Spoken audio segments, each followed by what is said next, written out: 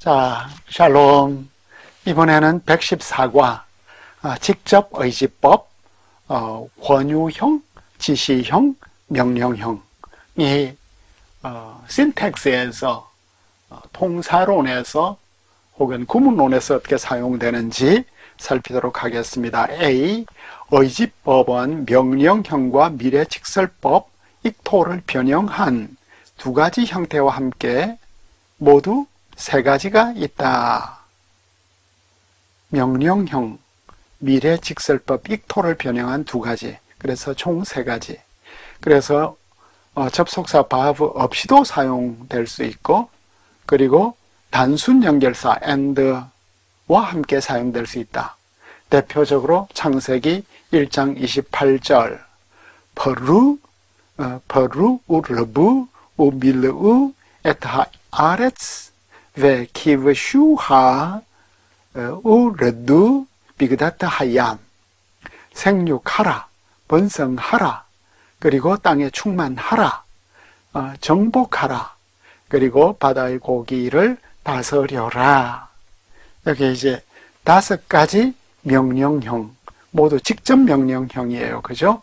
명령형에는 직접 명령형과 간접 명령형이 있는데, 우리는 이번 과에서는 직접 명령을 공부를 하고 있습니다. 간접 명령, 간접 의지법에서는 논리적으로 종속한다. 그러니까 목적이나 결과를 가리킬 때, 그 verb가 목적 혹은 결과를 가리킬 때는 간접 의지법이 사용된다. 결과적으로 이렇게 된다는.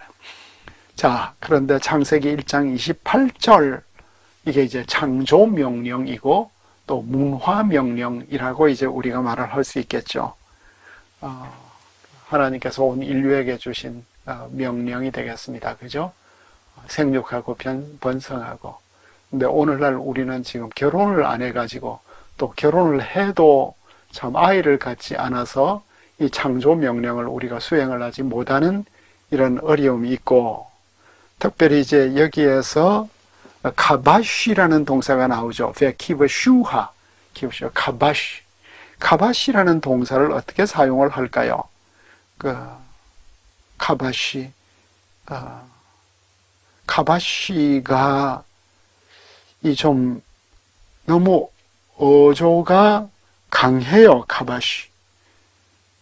주로 이제 종을 삼을 때, 그래서 서브주게이트 할 때, 아주 굴복시킬 때, 그리고 종들을 휴밀리에이션 시킬 때, 이런 카바시라는 동사가 주로 부정적인 용어로 많이 사용되어서 이렇게 생태적인 위기 가운데 있는 이런 우리 시대에 이 카바시를 어떻게 이제 재해석을 해야 되는가?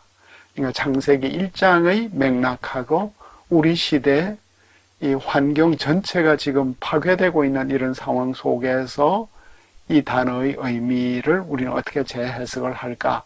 어쨌든 하나님께서 우리에게 생육하고 번성하고 다스리라는 명령을 주셨지만 이것은 청지기로서 다스리는 것이고, 그래서 이 구절에 대한 오늘날의 해석에 대해서는 더 많은 묵상과 연구와 적용이 필요하다는 생각이 듭니다. 자, 우리는 이제 구문론으로서 B로 넘어가면 직접 의지법 가운데 우리가 공부한 대로 처음에는 권유형 1인칭 의지법이죠. 액틀라, 죽이고 싶다, 이렇게 닉틀라, 우리가 죽이고 싶다, 혹은 좀 더 우리가 자주 나오는 형태로서 우리가 죽이자, 이런 것도 되겠습니다. 여기서 아는 미래 형태의, 그러니까 미완료 형태의 의지적 뉘앙스를 더 첨가했죠. 그래서 화자의 의지천명이거나 다른 사람의 의지에 호소하는 거다. 이제 직접 의지법에 대한 설명을 한번 더 하고 있습니다. 그죠?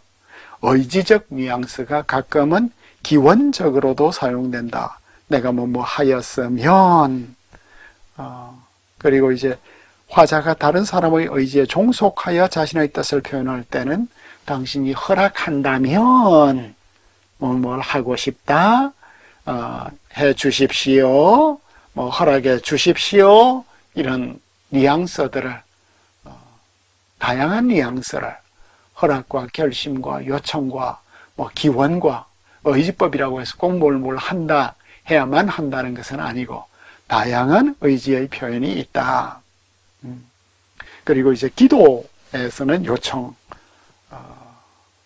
C로 넘어가니까 단수와 복수의 예와 나와 함께 오는 경우, 또 나 없이 오는 경우를 달리 제시할 수 있겠죠. act la 형태, 내가 가고 싶다. 그런데 여기에 창세기 32장 21절에 아카프라가 나오네요. 아하프라가 내가 진정시킬 것이다 로 했고, 아하프라가 출애굽기 32장 30절에서는 내가 혹시 속죄할 수 있을는지, 이 카페르 동사인데, 그죠? 기페르 동사의 의미를 어떻게 해석을 할까요? 창세기 32장 21절에서는 이제 야곱이 에서를 만나잖아요. 형님, 이 감정이 20년 동안 쌓였어. 그래서 이제 야곱이 먼저 선물을 보내잖아요. 그죠? 그 선물을 보내면서 이걸 어떻게 해야 되느냐.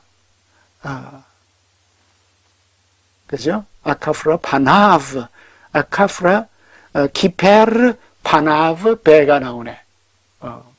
수거로서. 그죠? 기페르 파님. 우리말 번역들을 보니까 형의 감정을 푼 이후에 개정, 공동 번역에서는 마음이 풀어진 다음에 만나면 이렇게 사용을 하고 있습니다. 자, 이런 것이 나타나고 있고, 그 다음에 이것과 연관되어서 요게 이제 사무엘하 21장에도 나타나거든. 사무엘하 21장 3절 동일한 형태예요. 다윗이 이제 기브온 사람들에게 기브온 사람들이 사울 때 많이 죽음을 당했잖아요. 그죠? 그때 이제 동일한 단어인데 개정에서는 내가 어떻게 속죄하여야 너희가 여호와의 기업을 위하여 복을 빌겠느냐. 표준 세번역에서는 내가 무엇으로 보상하여 주어야 하겠느냐. 공동 번역에서는 그대들의 억울함을 어떻게 풀어줄까.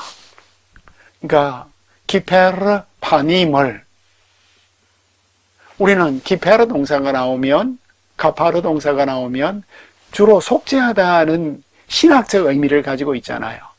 그죠? 그러니까 속죄는 뭘까요? 속죄는 마음을 달래는 거, 마음을 풀어주는 거. 우리가 이제 공동생활을 같이 하다 보면 속상할 때가 너무 많고 상처받을 때가 많은데 이게 마음을 풀어주어야 한다. 어떻게 이제 마음을 풀어줄 것인가. 그러니까 하나님의 마음을 1차적으로 세속적 용법이, 그러니까 우리는 속죄하면 늘 이제 짐승을 바치고 하나님께 뭘 바쳐서 하나님하고의 관계 속에서만 해결이 되는 줄 아는데, 인간 관계 속에서 이렇게 마음을 풀어주는, 대표적으로 이제 야곱 같은 경우는 선물을 주네요. 앞에 이제 우리가 그 C에서 창세기 45장 28절도 있었죠. 창세기, 제일 처음, 에크틀라, 엘카가 나오는데, 내가 가고 싶다, 내가, 갈 것이다. 이게 이제 요셉이 애굽에 살아있다는 소식을 듣고, 베니하이, 엘하. 그럼 이 엘하를 어떻게 번역을 할까요? 권유형, 엘하. 세큘라 컨텍스트에, 그죠? 그 우리말 번역을 보니까 내가 죽기 전에 가서 그를 보리라. 나는 가리라 보리라. 이 직설법 같잖아요. 근데 권유형이잖아. 내가 가야지. 내가 가야지. 표준 세번역에 보니까 가고 말고 이렇게 번역을 했네. 가고 말고. 그러니까 이제 그냥 문법을 기계적으로 하는 게 아니라 이 문맥 안에서 뉘앙스를 우리가 좀 즐기는 거예요. 이때 야곱이 엘하, 내가 가야지. 그럼 가야지. 가고 말고. 그러니까 우리말 표현이 있을 거 아니에요. 이런 것들을 살려주는 것이 성경 번역인 것 같아요. 근데 우리가 이제 성경 번역을 할 때는 너무 이제 그 신학적인 의미, 이런 것들이 먼저 주입이 되고 1차적인 의미가 너무 주입이 되어 가지고 충분히 살리지 못하는 이런 것이 있는 것 같습니다. 그 다음에 이제 D로 넘어가니까 엘하나, 액털라나, 엘하나, 나로 가게 하라, 에브라나, 나로 지나가게 하라. 그러니까 신명기 3장 25절에 보면은 이스라엘이 모압 땅을 지날 때 아마 에브라나를 했나 봐요. 그럼 간청을 했다는 것이죠. 그러니까 모압에게도, 그죠? 그리고 결심의 용법, 에르다나, 나는 내려가리라, 나는 앞으로 가리라, 나 가리라, 아수라, 나. 그 모세가 이제 그 가시덤불 앞에서, 불타는 가시덤불 앞에서 내가 나가 봐야지 하는 이 놀라운 광경, 이 권유형과 결심을 우리가 충분히 살리지 못한다면 그냥 호기심 때문에 그냥 가봐야지 이러겠지만, 내가 이 불타는 광경을 보아야지, 돌이켜서 보아야지 하는 이런 것들이 있었겠죠. 그 다음에 이제 출애굽기 5장 8절이 있고 18절이 있는데 바로 이야기해요. 넬하가 우리는 가고자 한다. 가 이제 나오는데, 아까 출애굽기 32장 30절을 했습니까? 출애굽기 32장 30절, 출애굽기 32장 30절은 이제 C에서 있었네요.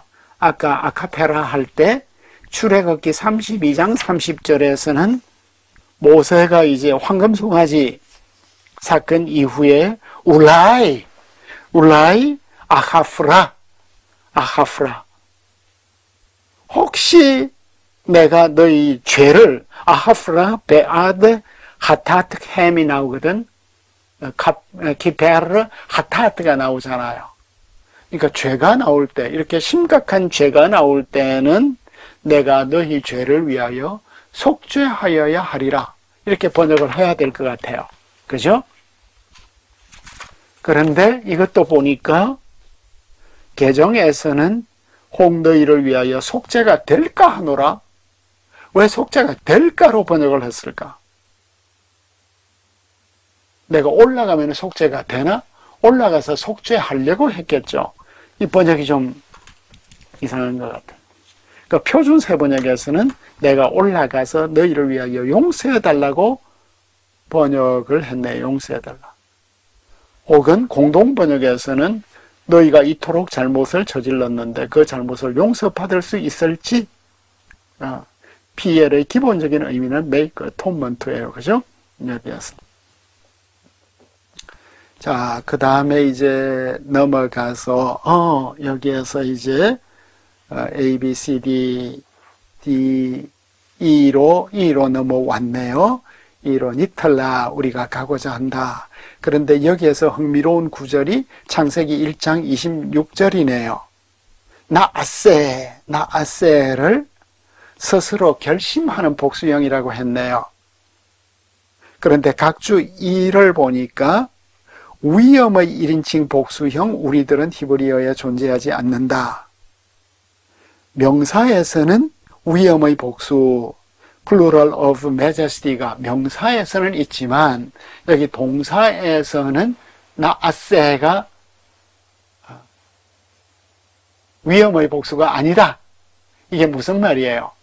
여러분들이 이제 조직신학을 공부를 할 때 삼위일체에 대한 성경적 근거를 배우면 처음에 우리가 만들자 할 때 이 우리는 이 위엄의 복수다. 이렇게 배웠는데 이 문법책에서는 결심의 복수. 하나님께서 자신을 닮은 사람이 자신을 대표하여 대리하여 이 세상을 다스리도록 사람을 만드실 때 결심하셨다. 결심의 복수형이다. 그 다음에 이제 F로 넘어갔더니 닉틀라 나 우리로 가게 하라. 우리로 가게 하라. 출애굽기 3장 18절이 나타나고 있고 그 다음에 왕하가 나타나고 있는데 이에서 제가 출애굽기 5장 3절이 여기에 나타나네요. 출애굽기 5장 3절이 나타나서 이걸 좀 조사를 해봤습니다. 출애굽기 5장 8절에서는 바로가 말해요. 바로가 넬하 니즈브하 레 엘로헤이누 바로가 그 모세의 말을 인용을 하면서 우리가 가리다. 우리가 가겠습니다. Let us go. 우리로 하여금 가게 해주세요. 그래 이제 개정에서는 우리가 가서라고 번역을 했고 표준세 번역에서는 가게 달라고 하면서 떠든다. 가게 달라. 공동 번역에서도 가게 달라. 그런데 이 주홍 브라우카 이 문법에서는 우리가 가고자 한다. We want to go로 번역을 했습니다. We want to go. 우리는 가고 싶습니다. 예, 이제 바로가 말하는 거예요. 그 출애굽기 5장 3절에서는 모세가 말하거든. 넬라하. 그 모세가 말을 할 때는 넬라하 나가 나오고 바로가 말할 때는 넬하 니즈브하가 나와. 그러니까 모세는 분명히 공손하게 말했어. 로열 에티켓을 따라서. 그런데 바로는 넬하 우리 가겠습니다. 그러니까 그 바로가 이 말을 할 때는 얘들이 굉장히 주제넘게 말하고 있다. 우리는 가겠다. 빈정대면서 말하고 있는. 그 TNK에서는 Let us go, we pray. 우리가 간청합니다. 우리가 가게 해주세요. 이렇게. 바로는 이제 왕실에서 말하니까 빈정댔겠죠. 요런 미묘한 뉘앙스의 차이가 있다.